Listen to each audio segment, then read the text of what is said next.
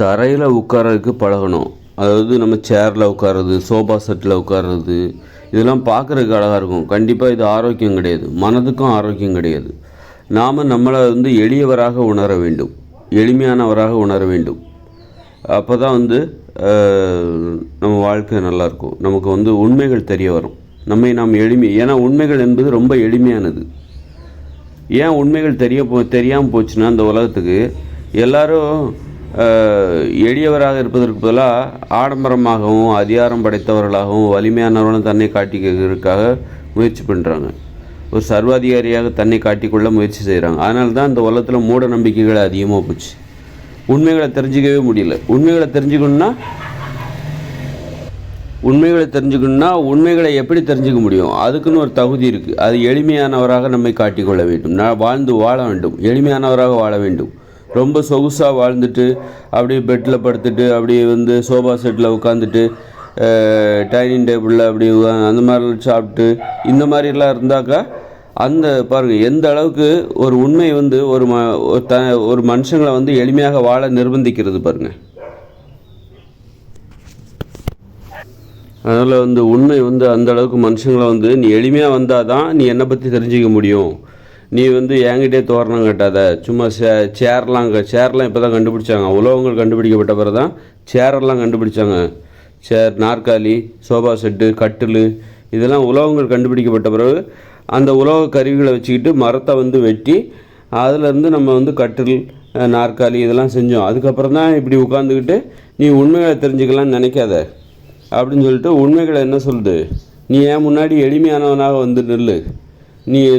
நீனும் ஒரு உயிரினம் தான், ஆடு மாடு போல் நீனும் ஒரு உயிரினம் தான். அதனால் என் முன்னாடி எளிமையானவர்களாக எளிமையானவளாக நில்லு. அப்போ நீ என்னை பற்றி தெரிஞ்சுக்கலாம். உனக்கு பணிவு என்பது வேணும். எளிமை என்பது என்னவென்றால் இயற்கையிடம் பணிவு. இயற்கையிடம் பணிவாக நடந்து கொள்ள, அதான் எளிமை.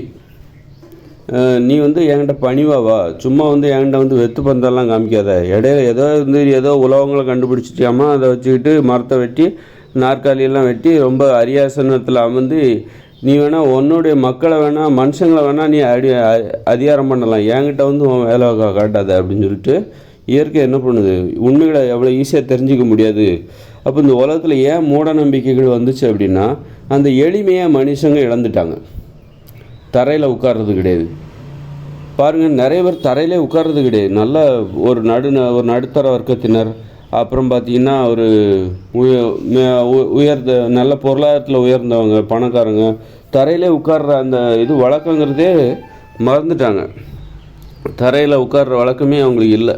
தரையில் படுக்கிற வழக்கம் இல்லை. அந்த தரையில் படுத்துக்குனா தான் நல்ல தூக்கமே வரும். அந்த எளிமை என்பது வேண்டும். எளிமை என்பது நமது வாழ்க்கையில் இருக்கணும், நம்ம தூக்கத்தில் இருக்கணும். எளிமையானவனாக தூக்கம்தான் எனக்கு முக்கியம் அப்படின்னு நினச்சி தானே ஒருத்தர் தரையில் படுக்க முடியும். ஒருத்தர் தரையில் படுக்கிறாருன்னா தரையில் படுத்தா எனக்கு தூக்கம்தாங்க முக்கியம், பெட்டு கட்டில் இந்த பந்தாலாம் எனக்கு தேவையில்லை அப்படின்னு நினச்சிட்டு தானே ஒருத்தர் தரையில் படுத்தா தான் அந்த தூக்கம் வரும். தூக்கம்தான் எனக்கு முக்கியம்ன்ட்டு வா. இல்லை நான் தூங்கும்போது பந்தாவை பார்க்குறவங்களுக்கு ஒரு வெறுப்பு, நான் என்னுடைய பொருளாதார வலிமையை காட்டுற மாதிரி தூங்கணும் அப்படின்னு தூக்கத்தில் நிறைய நோக்கங்களை கற்பிக்கிறான். நிறைய நோக்கங்களை திணிக்கிறேன். எதுக்காக தூங்குற அப்படின்னா தூங்குவதற்காக தான் தூங்கணும். நீ சும்மா பார்க்குறவங்க கிட்டலாம் பந்தா காமிக்கிறதுக்காக, உங்கள்கிட்ட நிறைய பணம் இருக்குது அப்படிங்கிறத காமிக்கிறதுக்காக நீ பெட்டெல்லாம் கட்டெல்லாம் போட்டு அதில் தூங்குறது, சோஃபா செட்டில் உட்கார்றது, இப்படி உன்னுடைய நோக்கம் என்பது அதற்குள் உள்நோக்கம் நிறைய இருக்குது. உள்நோக்கத்தோடு ஒவ்வொன்றுத்தையும். அதனால தான் என்ன ஆகுதுன்னா அந்த நோக்கம், அந்த தூங்குவதற்கான நோக்கம் என்ன, தூங்குவது தான். அந்த நோக்கம் ஏன் நிறைவேற மாட்டேங்குதுன்னா தூங்குவது மட்டும் உனது நோக்கம் அல்ல, அதில் நீ நிறைய உள்நோக்கங்களை கற்பித்து கொண்டு இருக்கிறாய். உள்நோக்கத்தை வச்சுக்கிட்டு தான் நீ தூங்குற. அது ரொம்ப இப்படி ஆடம்பரமாக தூங்கணும். அதன் மூலம் மற்றவங்ககிட்ட நான் அந்த பாரு எப்படி தூங்குறேன் பாரு, எங்கள் வீட்டில் கட்டில் எப்படி இருக்குது பாரு, எங்கள் வீட்டில் சோஃபா செட் எப்படி இருக்குது பாரு அப்படின்னு பெருமைக்காக பீத்திக்கிறதுக்காகவும் நீ இந்த மாதிரி பண்ணுறதுனால உன்னுடைய நோக்கம் வேறு ஒன்றாக மாறிவிடுகிறது. அதனால தான் உனக்கு அந்த தூக்கங்கிறது வரமாட்டேங்குது. மனுஷ வாழ்வில் அமைதி என்பது இல்லாமல் போகுது. மூட நம்பிக்கைகள் இல்லை, அறிவு என்பது இல்லை. அப்படி அதனால தான் இப்படி. அப்போ இன்னும் ஒரு காரணம் என்னென்னா, இந்த இயந்திர அறிவியல் உலகில் வாழணுன்னா உனக்கு அறிவு என்பது இருக்கக்கூடாது. நீ ஒரு முட்டாளாகவும் மூட நம்பிக்கையோடு இருந்தால் தான் இந்த இயந்திர அறிவியல் உலகில் வாழ முடியும். நீ அறிவு என்பது உனக்கு உண்மைகளை தெரிந்து கொண்டால், இயற்கை பற்றிய உண்மைகளை தெரிந்து கொண்டால், நீ எளிமையானவளாக நீ மாறிவிடுவாய். அதன் பிறகு இந்த உலகத்தில் வாழ்கிறது, போராடுறது ரொம்ப கஷ்டம். அதனால் மூட நம்பிக்கைகளை வளர்த்துக்கணும், உண்மைகளை தெரிஞ்சிக்கக்கூடாது. இயற்கை பற்றின உண்மைகளை தெரிஞ்சுக்கிட்டாக்கா இந்த உலகத்தில் வாழ்கிறது ரொம்ப கஷ்டம், போராடுறது ரொம்ப கஷ்டம். இங்கே எல்லாமே மூட நம்பிக்கை தான். ஒருத்தர் இன்னொருத்தர் வேலை வாங்குறது, தொழிலில் போனால் ஒருத்தர் நம்முடைய மேலதிகாரி நம்மளை வேலை வாங்குறது, நமக்கு கீழே உள்ளவங்களை வேலை வாங்குறது, எல்லாமே மூட நம்பிக்கை தான். இது உண்மை கிடையாது. இது பொய். இது மனுஷங்களாக ஏற்படுத்தப்பட்ட ஒரு ஏற்பாடு. அப்படிங்கும்போது தற்காலிக ஏற்பாடு தான் இது. என்றைக்குமே செயற்கையானது என்றைக்குமே நிரந்தரமாக முடியாது. நம்ம இப்படி தற்காலிகமாக நாம் செயற்கையாக ஏற்படுத்திய ஒரு ஏற்பாடு இது. அப்படி இருக்கும்போது அந்த ஏற்பாடு நமக்கு நிறைய துன்பங்களை தருது, நிறைய அவமானங்களை தருது, நிறைய இடையூறுகளை இருந்தாலும் நம்ம அதை ஏற்றுக்கிட்டு பண்ணுறோம் அப்படின்னா, ஏற்றுக்கிட்டு நம்ம வாழ்ந்துகிட்டு இருக்கோம் அப்படின்னா என்ன அர்த்தம்? அது உண்மைன்னு நம்ம நம்புகிறோம். நம்ம இதெல்லாம் உண்மை, இயற்கையில் இதெல்லாம் உண்டு, மனுஷ வாழ்க்கையில் இதெல்லாம் உண்டுன்னு நம்ம நினச்சிக்கிட்டு அதனால் அப்போ அந்த மூட நம்பிக்கை இருக்குல்ல, அதுதான் மூட நம்பிக்கை. அதை உண்மைன்னு நம்புகிறோம் பாருங்களா, அதான் மூட நம்பிக்கை. அந்த மூட நம்பிக்கை இருந்தால் தான் நீங்கள் இந்த உலகத்தில் இன்னொருத்தர்கிட்டேருந்து வேலை பார்க்க முடியும், பணத்தை சம்பாதிக்க முடியும், வாழ்க்கையை ஓட்ட முடியும். இந்த மாதிரி இன்னொருத்தர்கிட்டலாம் வேலை பார்க்கக்கூடாது, அதாவது தொழிலில் அப்படிங்கிற அந்த உண்மை உனக்கு தெரிஞ்சிச்சுனாக்கா நீ வேலை பார்க்க மாட்டா. அப்போ இந்த உலகத்தில் போராடுறது ரொம்ப கஷ்டம். அப்போ இந்த உலகத்தில் உனக்கு எது உதவுது? இயந்திர அறிவியல் உள்ள மூட நம்பிக்கை தான் உனக்கு உதவுது. அதனால தான் மக்கள் அந்த மூட நம்பிக்கை தருகிற செயல்களை நோக்கி போகிறாங்க. உண்மையை தெரிந்து கொண்டால் இந்த உலகத்தில் வாழ்கிறது ரொம்ப, போராடுறது ரொம்ப கஷ்டம். அதனால தான் ஏன் பெட்டில் படுக்கிறாங்க? பெட்டில் படுத்தாக்கா அது ஒரு மூட நம்பிக்கை. அதில் நல்லா தூக்கம் வரும்னு நம்புகிறாங்களா, அது ஒரு மூட நம்பிக்கை. தூக்கம் வராது. இப்படியாக அப்புறம் தரையில் உட்கார்றது கிடையாது, நாற்காலியில் உட்கார்றது, இப்படி எல்லாமே மூட நம்பிக்கை இயற்கை பற்றிய உண்மைகளை தெரிந்து கொள்ள அனுமதிக்காது. அப்போ இயற்கை பற்றின உண்மையை தெரிஞ்சிக்காமல் இருந்தால் தான் இந்த இயந்திர அறிவியல் உலகிலே நீங்கள் வாழ முடியும், போராட முடியும், நம்பிக்கையோடு அதாவது வயிற்று பிழப்பை ஓட்ட முடியும்.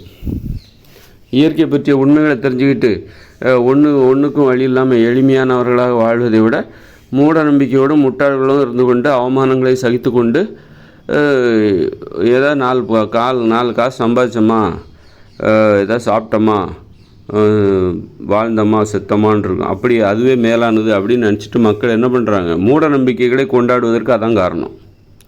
மூட நம்பிக்கைகளை ஏன்னா மூட நம்பிக்கைகள் தான் உங்களுக்கு பணம் மேலும் மேலும் கடினமாக முரட்டுத்தனமாக உழைக்கிறது, உயிரை பணயமாக வச்சு உழைக்கிறது, அந்த மாதிரியான இதுக்கெல்லாம் மூட நம்பிக்கைகள் தான் வழிவகுக்கிறது. உயிரை பணயமாக வச்சு துணிச்சலோடு போய் பணத்தை சம்பாதிச்சு ஏதோ கட்டிடம், காங்கிரீட் வீடு அப்படி இப்படின்னு கட்டி ஒரு நல்ல பொருளாதாரத்தில் ஒரு நல்ல நிலைமையில் இருக்கிறதுக்கு அந்த மூட நம்பிக்கை தான் உதவும். நீங்கள் இயற்கையை பற்றின உண்மைகளை தெரிஞ்சுக்கிட்டிங்கன்னா நீங்கள் எளிமையானவராக மாறிவிடுவீர்கள். அப்போ பணம் சம்பாதிக்க முடியாது, உங்களால் போராட முடியாது, இந்த வாழ்க்கையில் போராட முடியாது. ரொம்ப பணத்தை அடிப்படையாக கொண்டு நீங்கள் என்ன தான் அறிவோடு இருந்தாலும் உங்களை இந்த உலகம் எப்படி மதிப்பிடுது? பணத்தை வச்சு தான். பணம் இருந்தால் தான் உங்கள் தேவையை நீங்கள் பூர்த்தி பண்ணிக்க முடியும். பணம் இருந்தால் தான் ஊட்டச்சத்து நிறைந்த உணவுகளை வாங்க முடியும். அதனால் ஏதாவது உடம்புல ஏதாவது நோய் இருந்ததுன்னா அதுக்கு நல்லா வைத்தியம் பார்க்கலாம். உங்களுக்கு மட்டும் கிடையாது, உங்களை சார்ந்தவர்களுக்கும் நீங்கள் வைத்தியம் பார்க்கலாம், உதவி பண்ணலாம். ஆக பணம் என்பது நீங்கள் அடிப்படையில் ஒரு நல்ல பண்புடையவராக வாழ்வதற்கு பணம் என்பது தேவைப்படுகிறது. பணம் என்பது தேவைப்படுகிறது. நீ நல்ல பிறருக்கு உதவி செய்வதற்காகவும் நல்ல ஊட்டச்சத்து நிறைந்த உணவுகளை வாங்கி உண்பதற்காகவும் இதெல்லாம் ஒரு பணம் என்பது தேவைப்படுகிறது. ஒரு அடிப்படையான அடிப்படையான தேவைகளை தரமாக பூர்த்தி செய்து இடம், உடை, உறைவிடம் இதெல்லாம் உணவு இதெல்லாம் தரமாக பூர்த்தி செய்வதற்கு பணம் தேவைப்படுகிறது. அதுக்கே நம்ம கடினமாக உழைச்சாதான் நம்ம அதெல்லாம் பெற முடியும். அப்படிங்கும்போது கடினமாகவும் முரட்டுத்தனமாகவும் உழைப்பதற்கு எது தடையாக இருக்குது? இந்த இயற்கையை பற்றிய உண்மைகளை நீங்கள் தெரிஞ்சுக்கிட்டிங்கன்னா கடினமாகவும் முரட்டுத்தனமாகவும் உங்களால் உழைக்க முடியும். எளிமையானவராக மாறிவிடுவீர்கள். தரையில் உட்காரணும், தரையில் படுக்கணும், இப்படியெல்லாம் நினச்சோன்னு வச்சுக்கோங்க. பெரிய வீடெல்லாம் கட்டக்கூடாது, இப்படியெல்லாம் நினச்சோம் அப்படின்னா நீங்கள் எளிமையானவராக மாறிவிடுவீர்கள். ரொம்ப பெருசாக இந்த உலகத்தில் பெரிய ஒரு உங்களை நீங்கள் வெளிப்படுத்துறதுல அதிக ஆர்வம் இல்லாமல் ஒரு எளிமையானவராக உங்களை ஒரு வட்டத்தை போட்டுட்டு அதிலே அது ஒரு முடங்குகிற மாதிரியான வாழ்க்கையாக இருக்கும். மனசில் அமைதியெல்லாம் இருக்க தான் செய்யும். ஆக மக்கள் அதை நினச்சி தான் பயப்படுறாங்க. எங்கே உண்மைகளை தெரிஞ்சுக்கிட்டோம் அப்படின்னா இயற்கை பற்றிய உண்மைகளை தெரிந்து கொள்ள வேண்டும் என்றால் எளிமையாக வாழ வேண்டும். நீ பணிவாக வந்தால் தான் இயற்கை பற்றின உண்மைகளை தெரிஞ்சுக்க முடியும். என்கிட்ட பணிவாக வா, நீ உள்நோக்கங்களோடு வராத அப்படின்னு சொல்லிட்டு இயற்கை என்ன நிபந்தனை விதிக்கிறது. என்னிடம் வருவதாக இருந்தால் எளிமையாக வா. எளிமைன்னா பணிவுன்னு அர்த்தம். நீ எளிமையாக வா. தரையில் உட்கார்றியா, அப்போ நீ என்னை பற்றி தெரிஞ்சுக்கலாம். தரையில் படுத்துங்கிறியா, பாய் விரித்து படுத்துங்கிறியா, அப்போ நீ என்னை பற்றி தெரிஞ்சுக்கலாம். இல்லை நான் பெட்டில் தான் படுத்துங்கிறேன், இல்லை நான் சோபா செட்டில் தான் உட்கார்றேன், அப்படின்னா உனக்கு அந்த தகுதி கிடையாது. நீ என்கிட்டே பந்தா காமிக்கிற, அப்போ என்னை பற்றி நீ தெரிஞ்சிக்க முடியாது அப்படின்னு சொல்லிட்டு என்னை பற்றி தெரிஞ்சுக்கணுன்னா ஒரு எளிமையை ஏற்றுக்கொள்கிற அந்த துணிவு வேணும். எளிமையாக வாழ்வதற்கு ஒரு வீரம் வேணும், ஒரு துணிவு வேணும். நீங்கள் பெரிய கட்டடம், காங்கிரீட் கட்டடம், சோபா செட்டில் உட்கார்றது, இந்த பெட்டில் படுத்துக்கிறதுலாம் ஒரு பயந்தாங்குழித்தனம் தான். காங்கிரீட் கட்டடம் இதெல்லாம் ஒரு கோழைத்தனம் தான். பயந்து நடுங்குற. இப்போ காடுகளில் நம்ம வாழ்ந்துட்டு இருந்தோம், அதை விட்டுட்டு நாம ஏன் இப்படி கட்டடங்கள், காங்கிரீட் காடுகளை எதுக்கு உருவாக்கிட்டு இருக்கோம்? காங்கிரீட் கட்டடம்லாம் பயம்தான். இந்த இயற்கையை பற்றின பயம், குளிர், இயற்கையோட இந்த குடிசையில் வாழ்கிற அந்த வாழ்க்கையை பற்றின பயத்தில் தான் நம்ம இந்த மாதிரி காங்கிரீட் கட்டடத்தை கட்டி வச்சிட்ருக்கோம். ஒரு இயற்கையோட காடுகளில் வாழ்கிற அந்த வாழ்க்கையை நீ குறைவாக மதிப்பிடுற, தரக்குறைவாக நினைக்கிற, அது மரியாதை குறைவாக நினைக்கிறனால தான் அந்த அளவுக்கு நீ என்ன பண்ணுற அப்படின்னா ஒரு போலியான ஒரு வாழ்க்கையை நீ உருவாக்கி இதுதான் உயர்ந்தது அப்படின்னு சொல்லிட்டு இந்த உலகத்துக்கு சொல்லிக்கிட்டு இருக்கிற. அப்போ நீ எளிமையான வாழ்க்கையை பார்த்து பயந்து நடுங்குற. அந்த கோழைத்தனம் தான் நீ நிறைய பெரிய பெரிய வீடுகளை கட்டி அதில் வசிப்பதற்கு அக்காரணமாக இருக்கிறது. ஒரு எளிமையாக வாழ்வதற்கு நீ பயப்படுற, இயற்கையை நேருக்கு நேராக எதிர்கொள்வதற்கு நடுங்குகிறாய், அதை பார்த்து நீ பயப்படுற. அதனால தான் அந்த கோழைத்தனம் தான், அந்த துணிவில்லாத அந்த செயல் தான் நீ ஒரு காங்கிரீட் வீடு கட்டி வாழ்வதற்கும் ஒரு பெட்டு, கட்டில், சோபா செட்டு இந்த மாதிரியான தேவைகளை நோக்கி நீ ஓடுவதும் எல்லாமே எளிமையான வாழ்க்கையை பார்த்து பயந்து தான் ஓடிக்கிட்டு இருக்க. அதனால் என்னிடம் வருவதாக இருந்தால் எளிமையை ஏற்றுக்கொண்டு அந்த தைரியம் இருந்தால்தான் என்னிடம் நீ என்னை பற்றி தெரிந்து கொள்ள முடியும். இயற்கையை பற்றிய இயற்கையான உண்மைகளை தெரிந்து கொள்ள முடியும். என்னை பற்றி தெரியும்னா முதல்ல உங்கள்கிட்ட வீரம் இருக்கணும். என்னை பற்றி தெரிந்து கொள்வதற்கான வீரம், எளிமையை என்னை ஏற்றுக்கொள்வதற்கான வீரம். இயற்கையை நீ ஏற்றுக்கொள்கிறாயா, எளிமையாக வாழ்வதை நீ ஏற்றுக்கொள்கிறாயா, அப்போ தான் என்னை பற்றி நீ தெரிஞ்சுக்க முடியும். தரையில் உட்காரணும்னு ஆசைப்படுறியா, அது பார்க்குறக்கு அழகாக இருக்காது. சோபா செட்டில் உட்காந்தா பார்க்குறதுக்கு அழகாக இருக்கும், ஆனால் உடம்பு ஆரோக்கியம். நீ பெட்டில் படுத்தன்னா உனக்கு பார்க்குறதுக்கு அழகாக இருக்கும். மெத்தையில் நல்ல ஒரு அடி உயரத்துக்கு நல்ல இலவ மஞ்சள் மெத்தையில் இதெல்லாம் பார்க்குறதுக்கு அழகாக இருக்கும். படுத்து தூங்குறதுலாம் பார்த்தா பார்க்குறதுக்கு அழகாக இருக்கும், ஆனால் உனக்கு தூக்கம் வராது. ஒரு பாய் விரித்து படுத்தா தான் உனக்கு தூக்கம் வரும். அப்போது நல்லா தூங்கணுங்கிறது தான் அறிவுபூர்வமான நடைமுறை. எனக்கு தூக்கம் முக்கியம் இல்லை, எனக்கு பார்க்குறதுக்கு அழகாக பந்தாவாக தூங்கணும், நானும் இந்த இயந்திர அறிவியல் உள்ள ஆடம்பர வாழ்க்கையை அனுபவிக்கிறேன் அப்படிங்கிற உணர்வு எனக்கு வேணும், அதுதான் முக்கியம்னா நீ அங்கே போய் படுத்து. அப்போ என்கிட்ட வராது, என்னை பற்றின உண்மைகளை நீ தெரிஞ்சிக்க முடியாது அப்படின்னு சொல்லிட்டு இயற்கை என்ன பண்ணுது, இந்த மாதிரி ஆடம்பரமாக வாழ்கிறவர்களுக்கு தன்னை பற்றிய உண்மைகளை தெரிந்து கொள்வதற்கு அவர்களுக்கு எந்தவித அனுமதியும் கொடுக்காமல் மறுத்து விடுகிறது. தரையில் உட்காரணும். அப்போ தான் இப்போ காலெலாம் நிறைய பேருக்கு காலெலாம் வீங்க ஆரம்பிச்சிடும், சிறுநீரக கோளாறுலாம் வர ஆரம்பிச்சு. அதுக்கெலாம் காரணம் என்னென்னா நம்ம நாற்காலியில் உட்காடுறோம். எப்போ பார்த்தாலும் எங்கே போனாலும் வீட்லேயும் நாற்காலி, வேலை செய்கிற இடத்துலையும் நாற்காலி. கீழே தரையில் சமணம் கூட்டி உட்கார்ற அந்த வழக்கமே கிடையாது. தரையில் சமணம் கூட்டி உட்கார்றதோ காலை நீட்டி உட்கார்றதோ அந்த வழக்கமே இல்லாமல் போச்சு. ஒரு 30 வருஷத்துக்கு முன்னாடி பார்த்திங்கன்னா நாற்காலியே ரொம்ப கம்மி. இந்த உலக வாழ்க்கையில் நாற்காலி ரொம்ப 30 வருஷத்துக்கு முன்னாடி 50 வருஷத்துக்கு முன்னாடி எல்லா மக்களும் தரையில் தான் உட்காந்தாங்க. ஆனால் திண்ணைன்னு ஒன்று இருந்தது. திண்ணை கூட அகலமான திண்ணையாக இருக்கும். காலை தொங்க போட்டு உட்கார்றதுக்கும் அதில் வாய்ப்பு இருக்குது, சமணம் கூட்டி உட்கார்றதுக்கும் வாய்ப்பு இருக்குது. அகலமான திண்ணை, அதில் விளையாடலாம், ஏதாவது தாயம், பல்லாங்குழி அப்படிலாம் கூட விளையாடுவாங்க, ஆடு புலி ஆட்டம் அப்படின்னு சொல்லிட்டு. அந்த அளவுக்கு வீட்டு முன்னாடி இருக்கிற திண்ணை கூட அது நல்ல படுத்தே தூங்கலாம். அந்த அளவுக்கு மக்கள் அதுக்கு முன்னாடி உள்ள காலத்தில் நாற்காலி பயன்பாடு என்பது ரொம்ப அபூர்வமாக, அது பணக்காரங்க, இந்த மன்னர்கள் அவங்கக்கிட்ட தான் அந்த நாற்காலி பயன்பாடு என்பது இருந்தது. பெரும்பாலான மக்கள் தரையில் தான் எளிமையானவர்களாக இருந்தார்கள். ஆனால் அவங்களுக்கு இந்த நாற்காலி மேலே ஒரு மோகம் இருந்துச்சு. அந்த மோகமே இருக்கக்கூடாது. நாற்காலியில் உட்காரக்கூடாது, பெட்டில் படுக்கக்கூடாது அப்படிங்கிறது மட்டும் இல்லை. என்கிட்ட பெட்டு இல்லை, என்கிட்ட நாற்காலி இல்லை, அதனால் நான் நாற்காலியில் உட்காரதில்லை, இல்லை சோபாவில் உட்காரதில்ல, பெட்லேயும் படுக்கிறதில்ல. ஆனால் எனக்கு மனசுக்குள்ளே ஆசை இருக்குது. அப்படி அந்த ஆசை இருந்தாலே உனக்கு மூட நம்பிக்கை வந்துடும். ஆடம்பரமாக நான் வந்து குடிசையில் தான்ப்பா வசிக்கிறேன் அல்லது வாடகை வீட்டில் தான் இருக்கிறேன், ஆனால் எனக்கு ஆடம்பரமாக வாழணும், சொந்தமாக பெரிய வீடை கட்டணும், பெட்டு வாங்கணும், கட்டில் வாங்கணும், சோபா வாங்கணும் அப்படிங்கிற எண்ணம் இருந்தாலே, அந்த மோகம் இருந்தாலே வந்து மூட நம்பிக்கைகள் ஏற்பட்டுரும். இயற்கை பற்றிய உண்மைகளை தெரிஞ்சிக்க முடியாது. அதனால் மனசாலையும் நாம் வந்து இந்த இயற்கையை நேசிக்க வேண்டும். இப்போ நீ எளிமையாக வாழணும் அப்படின்னா அது என்ன அர்த்தம்? இயற்கையை நேசிக்க வேண்டும் என்பது தான் அதன் பொருள். எளிமையாக நான் வாழ வேண்டும். பெட்டெல்லாம் எனக்கு பிடிக்காதுங்க, தரையில் படுத்தால் தான் எனக்கு பிடிக்கும், பாய் விரித்து படுத்தால் தான் எனக்கு பிடிக்கும். பாய் விரித்து படுக்கலாம், அதுமாதிரி பாய் விரித்து படுத்தால் தான் பிடிக்கும். கட்டில் சோஃபா செட்டிலெல்லாம் தரையில் உட்காரதான் எனக்கு ரொம்ப பிடிக்கும் அப்படின்னா என்ன அர்த்தம்? இயற்கையை நேசிப்பது தான் எனக்கு பிடிக்கும் என்று அர்த்தம். அதன் பொருள் என்ன? இயற்கையை நேசிப்பது, எளிமையை நேசிப்பது. எளிமையை நேசிப்பது தான், எளிமையாக வாழ்வது தான் இயற்கையை நேசிப்பது. அப்போ தான் இயற்கையை பற்றிய உண்மைகளை நீ தெரிஞ்சிக்க முடியும். இதிலெல்லாம் இருக்குமா, இதெல்லாம் ஒரு பிரச்சனையாக இருக்குமா, இதெல்லாம் இயற்கை பற்றிய உண்மைகளை தெரிந்து கொள்வதற்கு தடையாக இருக்குமா அப்படின்னு நினச்சிங்கன்னு வச்சிங்க, சின்ன விஷயங்களில் தான் மிகப்பெரிய உண்மைகளே இருக்குது.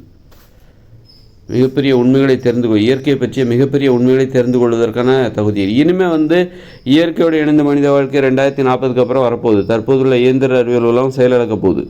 2040 அப்புறம் இந்த உலகத்தில் மக்கள்லாம் என்னென்னா அந்த இயற்கையை பற்றிய மூட நம்பிக்கைகள் இல்லாமல் அறிவுபூர்வமாக வாழுகிற ஒரு தலைமுறை வரப்போகிறாங்க.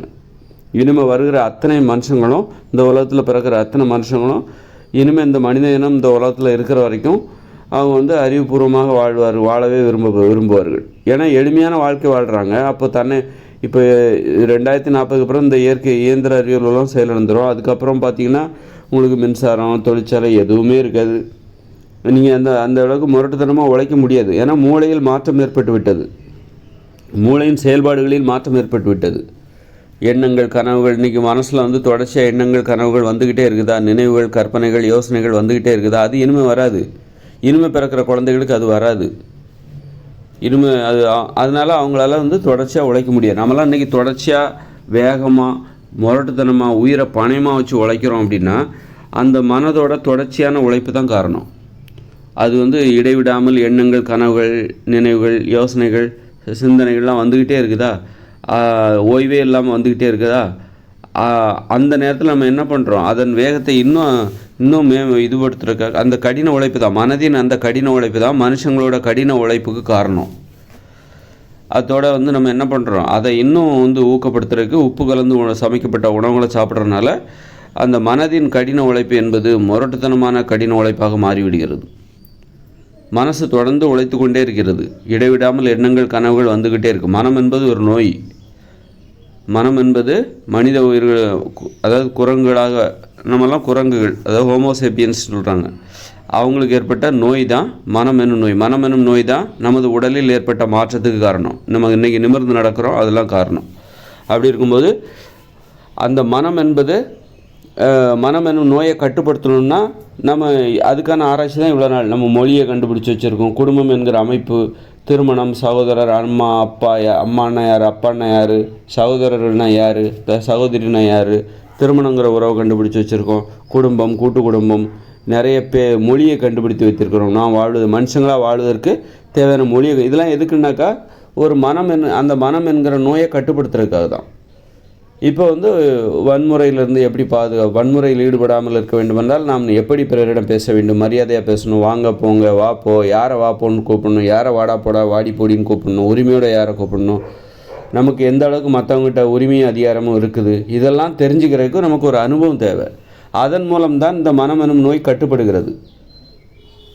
மனம் எனும் நோயை கட்டுப்படுத்தணும்னா இவ்வளோ ஆராய்ச்சி தேவை. மனுஷங்களாக வாழ்ந்து பார்த்து நிறைய உண்மைகளை தெரிஞ்சுக்கிட்டு அந்த உண்மைகள் தான் மனம் எனும் நோயை கட்டுப்படுத்துகிறது, கட்டுப்பாட்டிற்குள் கொண்டு வருகிறது. இந்த மொழிங்கிற இதெல்லாம் சும்மா அதை வந்து மனம் எனும் நோய் ஏற்பட்டுச்சு, சும்மாலாம் அதை வந்து கட்டுப்படுத்த முடியாது. அதுக்கு இவ்வளோ இந்த அளவுக்கு ஒரு ஆராய்ச்சி தேவை. ஒரு மொழியெல்லாம் கண்டுபிடிக்க, மொழி என்பது என்னது? நம்ம வாழ்ந்து பார்த்து நம்ம ஒரு வாழ்க்கை வாழ்ந்து அந்த வாழ்க்கையிலேருந்து தான் அந்த மொழியே உருவாகுது. ஒரு ஒழுக்கமாக வாழ்ந்து தான் ஒழுக்கம் என்கிற வார்த்தையை கண்டுபிடிக்கப்படுகிறது. பண்பாக வாழ்ந்தால்தான் பண்பு என்கிற வார்த்தையை கண்டுபிடிக்க முடியும். அறிவுபூர்வமாக வாழ்ந்தால் தான் அறிவு என்கிற வார்த்தையை கண்டுபிடிக்க முடியும். மென்மையாக வாழ்ந்தால் மென்மையான என்கிற வார்த்தை கண்டுபிடிக்க முடியும். இப்படி அம்மான்னா யார், அப்பாவாக வாழ்ந்து, அப்பான்னா யார், அது ஒரு பொறுப்பு. அம்மானா யார்? அது ஒரு பொறுப்பு. அப்படி பொறுப்பாக இருந்தால் தான் அம்மாங்கிற வார்த்தையை கண்டுபிடிக்க முடியும். இப்போ ஒரு குழந்தை பிறந்துருச்சு, பிற உயிரினங்கள் போல் ஒரு கொஞ்ச நாள் வச்சுருந்து அது நடந்து இப்போ அதே மாதிரி மனுஷங்கன்னா ஒரு 5 வயசு வரைக்கும் கூட இருக்கணும். அப்போ தான் அந்த குழந்தைய வளர்க்க முடியும். சும்மா பிறந்துட்டு ஒரு வருஷம் தான் அந்த குழந்தைய பார்த்துப்பேன், அதுக்கப்புறம் அது நடக்க ஆரம்பிச்சிருந்தா விட்டுட்டு ஓடிடுவேன் அப்படின்னு வச்சுக்கோங்க. ஒரு வயசில் ஒரு குழந்தை நடக்க ஆரம்பிச்சிடும். அப்போ நடக்க ஆரம்பிச்சிடணும்னா நான் விட்டுட்டு போயிடுவேன் அப்படின்னா, நீ எப்படி அந்த அம்மாவாக நீ நடந்து கொள்ளவில்லை. அம்மா என்கிற வார்த்தையை நீ உன்னால் கண்டுபிடிச்சிருக்கவே முடியாது. அம்மானா யாருன்னா அப்பா. அப்பான்னா யார்? ஒரு குழந்தையோட 5 வயசு வரைக்கும் கூடவே கண்ணும் கருத்துமாக இருந்து பார்த்துக்கிறவங்க தான் அம்மா அப்பா. அப்போ தான் அம்மா அப்பா என்கிற அந்த வார்த்தை கண்டுபிடிக்கப்பட்டது. நீ ஒரு வயசில் இதுக்கு மேலாம் என்னால் பார்த்துக்க முடியாது, ஒரு வயசு வரைக்கும் தான் என்னப்பா என்னால் பார்த்துக்க முடியும். அதுக்கப்புறம் அந்த குழந்தை என்ன நடக்குது, அது போய் என்ன சாப்பிடுது, சாப்பிடாமல் இருக்குது இல்லாமல் இருக்குது, செத்து போனால் என்ன, இருந்தால் என்ன, ஒரு வருஷத்துக்கு மேலாம் என்னால் பார்த்துட்ருக்க முடியாது, நடக்க ஆரம்பிச்சிச்சு அப்படின்னு சொல்லிட்டு. ஏன்னா எந்த ஒரு உயிரினமும் ஒரு வருஷம்லாம் தனது குட்டியவோ குஞ்சுகளையோ பார்த்துக்காது, ஒரு வருஷம்லாம். ஆனால் மனுஷங்க 5 வருஷம் பார்த்துக்கணும். ஒரு குழந்தைய 5 வருஷமாவது கவனிச்சாதான், 5 வருஷம்னா கிட்டத்தட்ட 6, 7, 8 வருஷம் கவனிச்சிக்கணும். 8 வருஷம் கவனிச்சாதான் அந்த குழந்தைகள் பாதுகாப்பாக இருக்கும். அப்படி பார்த்துக்கிறனால தான் அவங்க தான் அம்மா, அவங்க தான் அப்பா அப்படிங்கிற வார்த்தை கண்டுபிடிக்கப்பட்டது. அப்போது ஒரு அம்மா அப்பாங்கிற வார்த்தை சும்மா கண்டுபிடிக்கப்படலை, வாழ்க்கையிலிருந்து தான் அது பிறகுது, வாழ்க்கை முறையிலிருந்து பிறக்கிறது, அன்பிலிருந்து. அதோட அடிப்படை அன்பாக வாழ்வதால் தான் இந்த மொழியே கண்டுபிடிக்கப்பட்டது. அன்பு இப்போ நம்மகிட்ட அன்பே இல்லைன்னா அதற்கு தகுந்த மாதிரி கெட்ட வார்த்தைகள் அதிகமாக இருக்கும், கெட்ட வார்த்தைகள் கண்டுபிடிக்கப்பட்டுரும். அன்பே இல்லாத அந்த வாழ்க்கையில் அன்பே இல்லாமல் நம்ம வாழ்கிறோம் அப்படின்னா கெட்ட வார்த்தைகள் பெருகிடும். அதற்கு தகுந்த நம்ம கெட்ட வார்த்தைகளை கண்டுபிடிக்க ஆரம்பிச்சிடும். அன்பு இல்லாமல் வாழ்கிற அந்த வார்த்தைக்கு தேவையான அந்த வாழ்க்கைக்கு தேவையான வார்த்தைகளை கண்டுபிடிக்க ஆரம்பிச்சிடும். ஆக வாழ்ந்து பார்த்து தான் நம்ம இந்த மொழியவே நம்ம கண்டுபிடிச்சோம். அப்போ இவ்வளோ இந்த மனசை கட்டுப்படுத்துறதுக்கு நம்ம ஒரு வாழ்ந்து பார்த்து ஆராய்ச்சி, இதெல்லாம் வாழ்க்கையே ஆராய்ச்சி. அப்படி இருக்கும்போது நீ இன்னொரு ஆராய்ச்சி எதுக்கு பண்ணிக்கிட்டு இருக்க? விண்வெளி ஆராய்ச்சி என்னத்துக்கு பண்ணிக்கிட்டு இருக்க? தேவையில்லாத ஆராய்ச்சி அது. நீ வாழ்க்கையே ஆராய்ச்சி. ஏன்னா இப்போ தான் இவர் ஆராய்ச்சி பண்ணுற மாதிரியும், இதுக்கு முன்னாடி உலகங்கள் கண்டுபிடிக்கப்பட்ட பிறகு தான் இவர் ஆராய்ச்சி கிளம்பிட்டா மாதிரியும், அதுக்கு முன்னாடிலாம் கற்காலங்களில் மக்கள் முட்டாளாக இருந்த மாதிரியும் பேசிகிட்டு இருக்காங்க. கற்காலத்தில் தான் உண்மையான ஆராய்ச்சி, மனுஷங்களுக்கு தேவையான ஆராய்ச்சியே கற்காலத்தில் தான் நடந்துச்சு. உலகங்கள் எப்போ கண்டுபிடிக்கப்பட்டது? ஒரு 3000 வருஷத்துக்கு முன்னாடி தான் கண்டுபிடிச்சாங்க உலகங்களை. 3000 வருஷத்துக்கு முன்னாடி தான் உலகங்களை அதுக்கு முன்னாடி வரைக்கும் நமக்கு வாழ்ந்த வாழ்க்கை எல்லாமே கற்கால வாழ்க்கை. அப்போவே எல்லாத்தையும் கண்டுபிடிச்சிட்டாங்க. குடும்பம், கூட்டு குடும்பம், அண்ணன் தம்பி, அம்மா அக்கா, பாசம், பண்பு, ஒழுக்கம், கட்டுப்பாடு, இப்படி நம்ம வாழ்வதற்கு தேவையான மொழி, வார்த்தைகள் எல்லாத்தையும் கண்டுபிடிச்சி அதோட நிறைவடைகிற காலத்தில் தான் உலகங்களை கண்டுபிடிச்சாங்க. உலகங்களை கண்டுபிடிச்ச உடனே அவர்களுடைய ஆராய்ச்சியில் ஒரு பந்தா, அதாவது இப்போ தரையிலே படுத்துங்க முடியும், ஆனால் பெட்டில் படுத்துங்கிறல்ல, அதே மாதிரி தரையிலையும் உட்கார முடியும், ஆனால் என்ன சோஃபா செட்டில் தான் உட்காருவேன்னு அதை தான் உனக்கு பிடிச்சிருக்குன்னு சொல்கிறல. அதே மாதிரி தான் ஆராய்ச்சி பண்ணுறதுக்கு இதெல்லாம் தேவையில்லை. இந்த இதில் ஆய்வுக்கூடம், பரிசோதனை கருவி, சோதனை குழாய், அப்புறம் தொலைநோக்கி, இதெல்லாம் ஆராய்ச்சி பண்ணுறதுக்கு தேவையில்லை. சும்மாவே நீ மனுஷன் வாழ்ந்தாலே போதும், மனுஷங்களாக வாழ்ந்தாலே போதும், குடும்பம் ஜாலியாக வாழ்ந்தாலே போதும், மகிழ்ச்சியாக வாழணுங்கிற நோக்கத்தோடு நீ வாழ்ந்தாலே போதும். மகிழ்ச்சியாக வாழணுன்னா உனக்கு குடும்பம் தேவை. குடும்பம், கூட்டு குடும்பம், உறவு, அன்பு, பாசம், ஒழுக்கம், கட்டுப்பாடு, ஆடல், பாடல், விளையாட்டு, காமம், இதெல்லாம் இருந்தால் தான் மகிழ்ச்சியாக வாழும். இப்படி வாழ்ந்தாலே போதும். இதுதான் ஆராய்ச்சி. நீ வாழ்வதற்கு தேவையான ஆராய்ச்சி, நீ வாழ்ந்தாலே போதுமா? மகிழ்ச்சியாக வாழ்வதற்கு என்ன ஆராய்ச்சி பண்ணணும்? மகிழ்ச்சியாக வாழு, அதான் ஆராய்ச்சி. அப்படி தான் கண்டுபிடிச்சாங்க. நான் பேசுகிற மொழியெல்லாம் அப்படி தான் கண்டுபிடிச்சாங்க கற்காலங்களில். அவங்க ஒன்றும் முட்டாளெல்லாம் இல்லை, நான் மிகச்சிறந்த அறிவுடையவர்கள் அவர்கள். கற்காலங்களில் வாழ்ந்த மக்கள், அதாவது உலகங்கள் கண்டுபிடிக்கப்படுவதற்கு முன்பு, அதாவது 3000 வருஷத்துக்கு முன்னாடி வாழ்ந்த அந்த கற்காலங்களில் வாழ்ந்த மக்கள் மிகவும் அறிவுபூர்வமானவர்கள். அதுக்கப்புறம் இந்த உலகத்தை கண்டுபிடிச்ச உடனே நான் ஆராய்ச்சி பண்ண போகிறேன், எனக்கு ஆராய்ச்சி பண்ணுறதுக்கு தொலைநோக்கி வேணும், அதில் சோதனை குழாய் வேணும், ஆய்வுக்கூடம் வேணும் எனக்கு. இப்போ அந்த மாதிரி இது பில்டப் கட்டில் படுத்து தூங்குற மாதிரி தான். தரையிலே படுத்து தூங்கலாம், தரையிலே ஒரு பாயை விரித்து போட்டு படுத்து தூங்கலாம். ஆனால் நான் பெட்டில் தான் படுப்பேன்னு சொல்கிறேன்ல, அந்த மாதிரி வெட்டி பந்தா. இந்த ஆராய்ச்சி எல்லாமே பந்தா. இந்த இயந்திர அறிவியல் உலகமே பந்தா. குடிசையில் நம்மளால் வாழ முடியும், காங்கிரீட் கட்டடங்கிறது ஒரு பந்தா, போலித்தனம், மூடநம்பிக்கை தான் பந்தாங்கிறது. எளிமையை விரும்பாமல் எளிமையாக இருந்துட்டால் அதை அவமானமாக நினைக்கிறது. நாற்காலியில் உட்காருறது, அதனால் தரையில் உட்காரணுங்கிறது ஒரு எளிமை. ஒரு உண்மையை தெரிந்து கொள்வதற்கான ஒரு வீரம். தரையில் உட்காருது, தரையில் உட்காரதான் எனக்கு பிடிக்கும்னு சொல்கிறல்ல, தரையில் உட்காரக்கே கூச்சப்படுவாங்க நிறைய பேர். எங்கே நம்மளுடைய தகுதி குறைஞ்சி போச்சோ அப்படின்னு நினச்சிட்டு தரையில் உட்காரக்கே கூச்சப்படுவாங்க. பெட்டில் தரையில் படுக்கிறதுக்கு கூச்சப்படுவாங்க, நடந்து போகிறதுக்கு கூச்சப்படுவாங்க, நடைப்பயிற்சி செய்கிற ஒரு இடத்துல இன்னொரு இடத்துக்கு போனால் ஏதாவது வண்டி வேணும், ஆட்டோ வேணும். நடந்து போகிறதா 2 கிலோமீட்டர் என்னால் நடந்து போகிறதா, என்னுடைய ப்ரெஸ்டீஜ் என்ன ஆகுறது, என்னுடைய சுயமரியாதை என்ன ஆகுறது அப்படின்னு சொல்லிட்டு அந்த அளவுக்கு நடந்து போகிறதுக்கு கூச்சப்படுறாங்க. செருப்பு இல்லாமல் நடந்து போகிறதுக்கு இன்னும் கூச்சப்படுவாங்க. முடியாது, இப்போ செருப்பு இல்லாமல் யாரும் நிறைய பேரால் நடக்கவே முடியாது. அந்த அளவுக்கு ஆகிப்போச்சு. மனுஷ வாழ்க்கையை ஒரு போலித்தனத்தின் வலைகளால் சூழப்பட்டிருக்கிறது. அதை உண்மை என்னும் கத்தியால் அறுத்தெறிந்து அதை நம்ம வெளியில் இயற்கையை நேசிக்க கற்றுக்கொள்ள வேண்டும். வேறு வழியே இல்லை. இனிமேல் இந்த இயந்திர அறிவியலாம் 2040 செயலிழந்துடும். போலி கௌரவம், போலி பந்தா எல்லாத்தையும் தூக்கி தூர தான் போடணும். வேறு வழியே இல்லை. அதுவே சொல்லுது பாருங்கள். இப்போ நான் கூட தான் இருக்கேன். என்னால் ஒரு கட்டில் பெட்டிலாம் வாங்க முடியும் தான். ஆனால் நான் தரையில் தான் உட்கார்றேன், தரையில் தான் படுக்கிறேன். ஏன்னா நான் உணர்கிறேன், உண்மையை உணர்கிறேன். பக்கத்தில் தான் இருக்குது கட்டில் பெட்டிலாம், நான் படுக்கிறது இல்லை. தரையில் தான் படுக்கணும், தரையில் படுத்தால் தான் தூக்கம் வரும். எனக்கு தூக்கம் தான் முக்கியம், நல்ல தூக்கம் வரும், அதுதான் எளிமை. தரையில் தான் படுக்கணும், அதுதான் சரி, பெட்டில் படுக்கக்கூடாது. அப்படிங்கும்போது என்னால் அந்த பெட்டு கட்டிலாம் வாங்க முடியும்னா கூட நான் இப்போ அதில் வாங்குறது அந்த ஆர்வமே போச்சு எனக்கு. பாரு, எல்லாம் இருந்து கூட நான் எல்லாமே என்னால் முடியும் அப்படின்னா கூட என்னால் நான் அதை வாங்க மாட்டேங்கிறேன். அப்படிங்கும்போது இயற்கையோடு இணைந்த மனித வாழ்க்கை 2040 பிறகு வரப்போகிற அந்த மனித வாழ்க்கையில் அவங்களும் அதை அப்படி தான் இருப்பாங்க. கொள்கையோடு அது எது சரி அதை தான் அவங்க பின்பற்றுவாங்க. தரையில் உட்காரணும், இந்த மாதிரி பெட்டு கட்டிலுக்கெல்லாம் ஆசைப்படக்கூடாது. ஏன்னா மக்கள் என்ன பண்ணுவாங்க, இந்த இயந்திர அறிவியல் உலகம் 2040 செயலிழக்கணும்ல, அப்போ என்ன பண்ணுவாங்க, கட்டிலெல்லாம் தூக்கிட்டு போவாங்க. வீட்டில் இருக்க கட்டில் எல்லாத்தையும் தூக்கிட்டு தான் பெட்டு எல்லாத்தையும் தூக்கிட்டு அந்த இயற்கையோடு இணைந்த மனித வாழ்க்கையை நோக்கி போவாங்க. எல்லோரும் விவசாயம் தானே பண்ண போகிறாங்க. இப்போ தொழிற்சாலைகள், மின்சார உற்பத்தி எல்லாமே மூடப்பட்டு விடும், எல்லாமே அதெல்லாம் முடிஞ்சு போயிடும். அப்போது விவசாயம் பண்ணுறக்கா சமவெளியை நோக்கி மக்கள் போவாங்க. கிராமத்தில் எங்களுக்கு 2 ஏக்கர் நிலம் இருக்குது, 10 ஏக்கர் நிலம் இருக்குது, நாங்கள் அங்கே போகிறோம் பிழைக்கிறதுக்கு.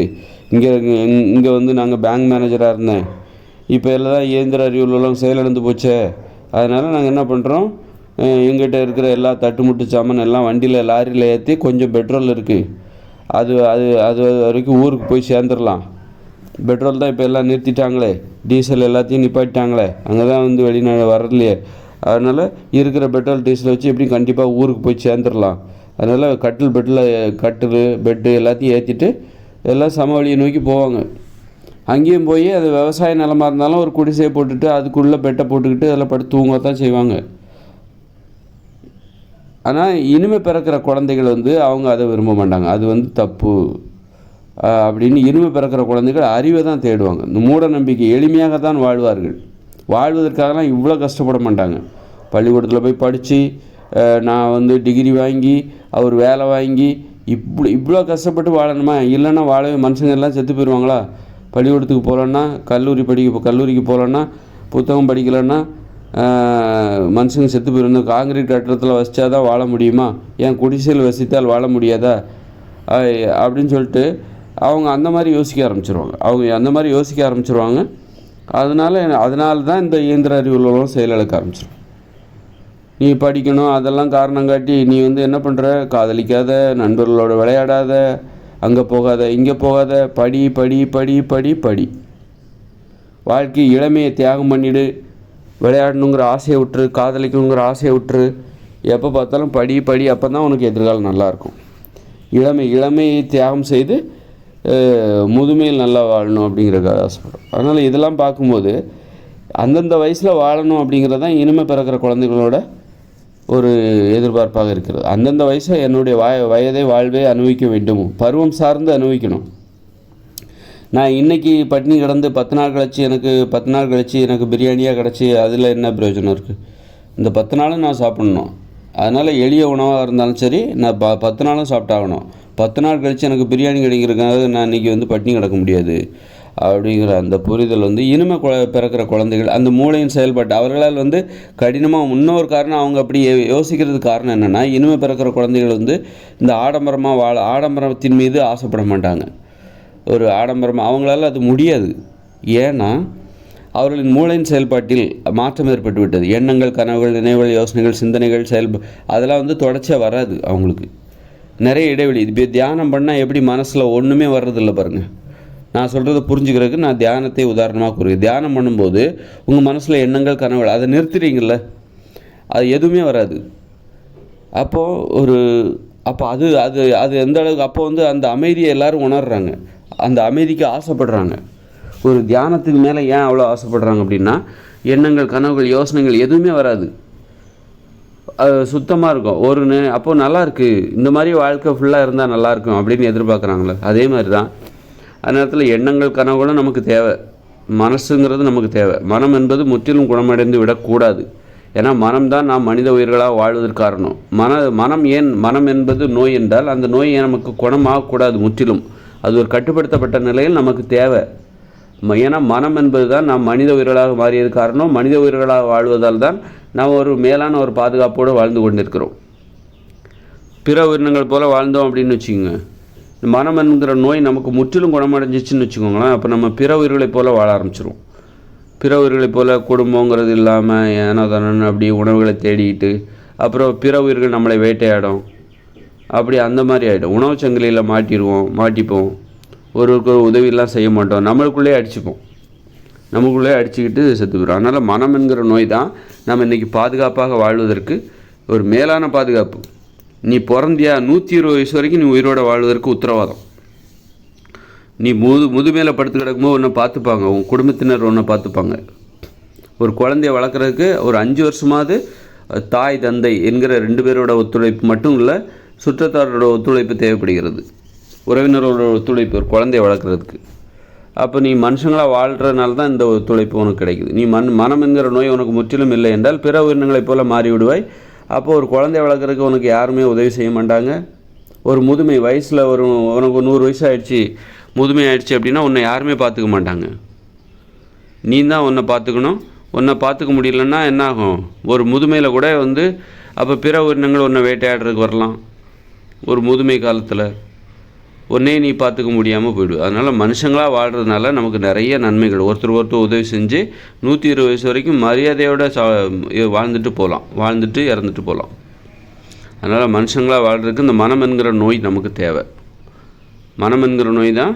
அதே நேரத்தில் மனம் என்கிற நோய் நமக்கு அது ஒரு கட்டுப்பாட்டை மீறி போயிடக்கூடாது. அதாவது இடைவெளியே இல்லாமல், ஓய்வே இல்லாமல் வந்துக்கிட்டே இருக்குது பாருங்கள். எண்ணங்கள், கனவுகள், நினைவுகள் வந்துக்கிட்டே இருக்கா உங்களுக்கு? எனக்கு இல்லை, உங்களுக்கு தான் வந்துட்டுருக்கு. நான் அதை நிறுத்திட்டேன்.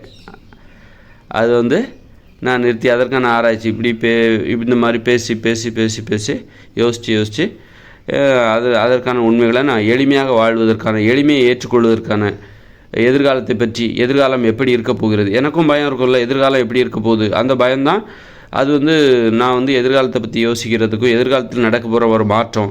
இப்போ மனம்ங்கிறது தொடர்ச்சியாக வந்துக்கிட்டே இருக்குது. ஒரு மனசு எண்ணங்கள் வந்துக்கிட்டே இருக்குது. அப்போ எண்ணங்கள் வராத நிலையில், கட்டுப்படுத்தப்பட்ட நிலையில் மனித வாழ்க்கை எப்படி இருக்கும் அப்படிங்கிறத நான் யோசிப்பேன்ல. அப்போ எப்படி இருக்கும் மனுஷ வாழ்க்கை? இப்போ மனசுங்கிறது தொடர்ச்சியாக வராது. இல்லை ஃபஸ்ட் நான் என்ன நினச்சேன் அப்படின்னா, சுத்தமாக மனசுங்கிறது சுத்தமாக இல்லாமல் அந்த மனம்ங்கிறதே இல்லாமல் போயிடும். எண்ணங்கள், நினைவுகள், கனவுகள் அதெல்லாம் வரவே வராது. மனசுங்கிறதே முற்றிலும் குணமடைந்து விடும் அப்படின்னு நான் நினச்சேன். அதுக்கப்புறம் தான் எனக்கு ஒரு உண்மை தெரிஞ்சது.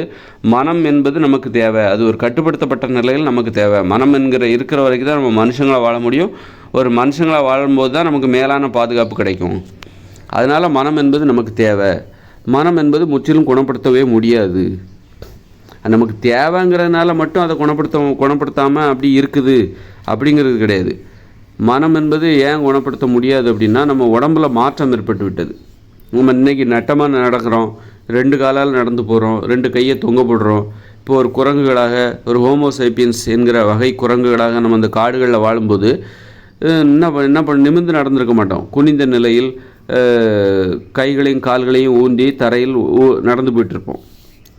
அப்படி அந்த வகையில் தான் அதுதான் இயற்கையானது. நம்ம இன்றைக்கி செயற்கையாக நிமிர்ந்து நடக்கிறோம். மார்பை காமிச்சிட்டு நேருக்கு நேராக ஒருத்தரை பார்க்குறோம். இதெல்லாம் செயற்கையானது. நம்ம வசதிக்கு நம்ம உடம்பை மாற்றி வச்சுருக்கோம், பழக்கி வச்சுருக்கோம். அது மூளை என்ன பண்ணும், அதை கொஞ்சம் ஏற்றுக்காது, முழுமையாக ஏற்றுக்காது. அதனால் வந்து மனம் என்கிற நோய் அந்த வகையில் இன்றைக்கி நம்ம நிமிர்ந்து நடக்கிறோம். ரெண்டு கையை தொங்க விட்டுக்கிட்டு நம்ம காலை வச்சு நடந்து போகிறோம். இதெல்லாம் வந்து ஏதோ இயற்கையானது மாதிரி நம்ம நினச்சிட்ருக்கோம். இது ரொம்ப செயற்கையானது. நம்ம ரெண்டு கை கால் எல்லாத்தையும் தரையில் ஊனி தான் நம்ம நடந்து போகணும். ஆனால் நம்ம இன்றைக்கி என்ன பண்ணுறோம், நிமிர்ந்துட்டோம். நிமிர்ந்து ரெண்டு காலால் நடந்து போகிறோம். ரெண்டு கையை வந்து ஆட்டிக்கிட்டு நடந்து போகிறோம். அப்படின்னா இது கிட்டத்தட்ட சொல்லப்போனால் ஒரு பிசாசு மாதிரி தான். ஒரு வித்தியாசமான ஒரு செயல். அப்படி பாருங்கள், இந்த மனுஷங்க இப்படி நடந்து போகிறாங்களே, இது பார்க்குறதுக்கு அழகாக இருக்க, ஏதோ இயற்கையானது மாதிரி நினைக்கிறீங்க. இது ரொம்ப செயற்கையானது. அதுக்காக அது நமக்கு அந்த மாதிரி செயற்கையாக நம்ம வாழ்கிறோம், நடக்கிறோம், உழைக்கிறோம், செயற்கையாக உழைத்து கொண்டு இருக்கிறோம், செயற்கையாக வாழுகிறோம், செயற்கையாக இயங்குகிறோம், செயற்கையாக நடக்கிறோம். இதெல்லாம் வந்து இதெல்லாம் நம்ம மனுஷங்களாக அந்த மனம் என்கிற நோய் வந்து நமக்கு எப்போதுமே வந்து தூண்டப்பட்டு கொண்டே நம்ம இந்த செயற்கை தான் நோய்ங்கிறது செயற்கை. அப்போ மனம் என்கிற நோயும் ஒரு செயற்கை தான். அப்போ அந்த செயற்கை இது வந்து எப்போதும் தூண்டப்பட்டு கொண்டே இருக்கிறது. அந்த செயற்கையாக நம்ம நடக்கிற முறை, வாழுகிற முறை, குடும்பமாக வாழ்கிறது, கூட்டு குடும்பமாக வாழ்கிறது, உறவு முறைகள், ஒருவருக்கு உதவி செய்து கொண்டு வாழ்வது, இப்போ பேசுகிறது அப்படின்னு சொல்லிட்டு நம்முடைய எல்லா நடைமுறைகளுமே செயற்கையானது. மனுஷங்களோட வாழ்க்கையே செயற்கையானது. அதனால தான் வந்து ஏதோ ஒரு நாய் நம்மளை புரிஞ்சுக்கிச்சு அப்படின்னா, நாய்களோ ஆடு மாடோ மனுஷங்க மாதிரி பண்ணால் நமக்கு ஆச்சரியமாக இருக்கும், ஆசையாக இருக்கும். அந்த அளவுக்கு அவைகள் நம்மை புரிந்து கொள்கின்றன. நம்முடைய வாழ்க்கையே செயற்கையானது. நம்ம நடந்து போகிறோம், பேசுகிறோம், குடும்பமாக வாழ்கிறோம் அப்படின்னு சொல்லி இது நம்முடைய வாழ்க்கையை பார்த்திங்கன்னா எல்லாமே குடிசையில் வாழ்கிறது, வீடு கட்டி எல்லாமே செயற்கையானது. அப்போ இந்த செயற்கையை நம்ம விட்டு கொடுக்கவே மாட்டோம். நம்ம குடும்பமாகத்தான் வாழ்வோம். அப்புறம் இந்த மாதிரி தான் ஏதாவது குடிசை இப்படி தான் வாழ்வோம். அப்போ நம்முடைய செயற்கையான இந்த வாழ்க்கை தான் இந்த மனம் என்கிற நோயை குணப்படுத்த விடாது. இப்போ வந்து ஒருத்தர் கிள்ளிக்கிட்டே இருந்தால் என்னாகும்? ஒரு குழந்தை கிள்ளிக்கிட்டே இருந்தால் அந்த குழந்தை அழுதுகிட்டே தானே இருக்கும். கிள்றதை நிப்பாட்டினா தான் அழுறதையும் நிப்பாட்ட முடியும். அது மாதிரி தான் இதுவும் வந்து நாம் வந்து கிள்ளிக்கிட்டே இருக்கோம், நம்மளை வந்து கிள்ளிக்கிட்டே இருக்கோம். செயற்கையான நடைமுறைகள் மூலமாக நம்மை நாமே கிள்ளி கொண்டே இருக்கிறோம். அதனால தான் என்ன ஆகுது, அந்த இடத்துல மனம் என்கிற நோய் ஏற்படுகிறது, தூண்டப்பட்டு கொண்டே இருக்கிறது. மனம் என்கிற நோய் தூண்டப்பட்டு கொண்டே இருக்கிறது. நம்ம மனம் என்கிற நோயை குணப்படுத்தி ஆகணும் அப்படிங்கிற நம்முடைய நோக்கமாக இருந்தால் நம்ம என்ன பண்ணணும் அப்படின்னா, காடுகளோடு எப்படி நம்ம குரங்குகளாக வாழ்ந்திருப்போம் அதே மாதிரி வாழ ஆரம்பிச்சிடணும். குடும்பம் அப்படி பேசாமல் இருந்திருப்போம், பேசக்கூடாது, கத்தணும், ஏய் உய் ஆ உன்னு கத்தணும். அப்படி கத்துறவங்க இருக்காங்க. மொழி இல்லாத மக்களும் இருக்கிறார்கள். எங்கே அந்த ஆப்பிரிக்க காடுகளில் இருக்காங்க. அவங்ககிட்ட மொழியெல்லாம் கிடையாது. அவங்க வந்து வித்தியாசமான ஒலிகளை எழுப்பி ஒருத்தர் பேசிப்பாங்க. டிக் டிக் டக் டக் உச்சு டடா அப்படின்னு கிக்கி முக்கின்னு தடப்பாங்க. அது மாதிரி அங்கே மொழியெல்லாம் இல்லை. அந்த மாதிரி அப்போது நம்ம வந்து நமக்கு மனம் என்கிற நோய் நமக்கு குணமாகணும், அதுக்கு என்ன பண்ணணும்? அப்போ இந்த செயற்கையான விஷயத்தெல்லாம் விட்டுறணும். குடும்பங்கிறது செயற்கை. பிற உயிரினங்கள் எப்படி வாழ்கிறதோ அப்படித்தான் நம்ம வாழணும். காடுகளில் குடிசைலாம் வாழக்கூடாது, சும்மா திறந்த வழியில் வாழணும். சும்மா உணவை தேடி போகணும், விவசாயம்லாம் பண்ணக்கூடாது. விவசாயம் பண்ணாமல் உணவை தேடி போகணும், தேடி அலையணும். இது என்னுடைய நிலம் உன்னுடைய நிலம்னு சொந்தம் கொண்டாடக்கூடாது. அப்படி பிற உயிரினங்கள் எப்படி அது நமக்கு தெரியும் தானே. பிற உயிரினங்கள் எப்படி வாழ்கிறது, அவைகளுக்கெல்லாம் இந்த கட்டுப்பாடெலாம் கிடையாது. என்னுடைய நிலம் உன்னுடைய நிலம், என்னுடைய தோட்டம் உன்னுடைய தோட்டம், அதெல்லாம் கிடையாது. அப்போ அது போன்று வாழணும். வாழ தயாரா? ஐயோ முடியாது, சண்டை சச்சரவு வரும். அப்புறம் வந்து உணவுக்காக சண்டை போடுவாங்க. வாழ்க்கையே வந்து நிம்மதி இழந்து போயிடும். குடும்பங்கிறது இல்லாமல் போயிடும், ஒரு திருமணங்கிறது நடக்காமல் போயிடும்.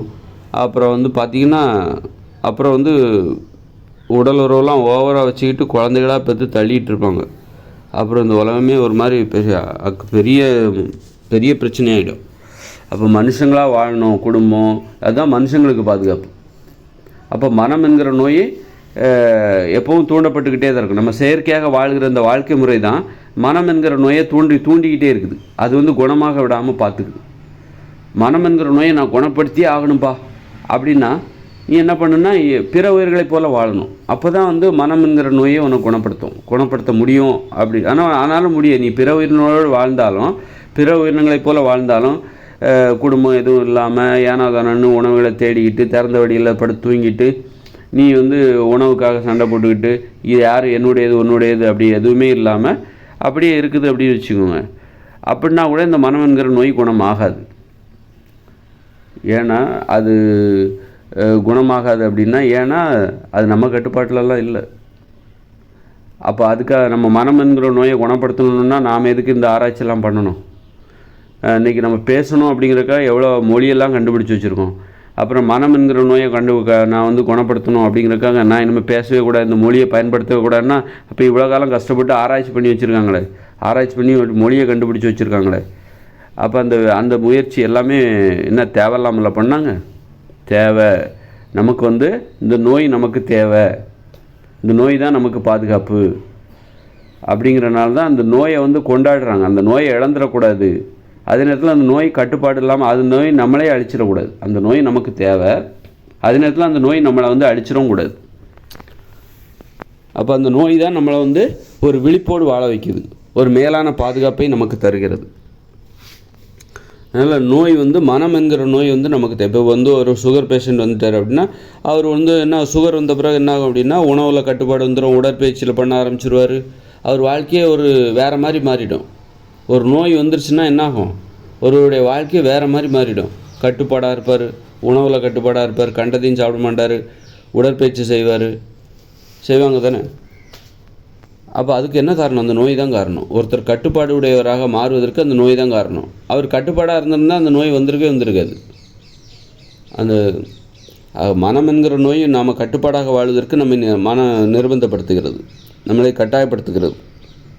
மனுஷங்கன்னா இப்படி தான் வாழணும் அப்படிங்கிறதுக்கு அந்த மனம் என்கிற நோய் நம்மை கட்டாயப்படுத்துகிறது. அதனால் வந்து அப்படி இல்லாமல் ஏற்கனவே நம்ம மனம் என்கிற நோயோடு இருக்கும்.